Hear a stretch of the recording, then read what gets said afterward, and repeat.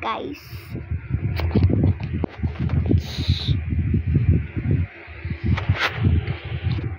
Tulog siya. Nakatulog din siya, pero yata nagtulog-tulogan siya. Yan nga guys, nagtulog-tulogan siya. Suuga na yung ngipin ko sa harap. Tingnan ko nga guys. Bagong ligo na yung guys ko eh. Ay, oo nga. Bagong ligo na yung guys ko. May ano na yung ngipin niya. Tandahan kunti-kunti.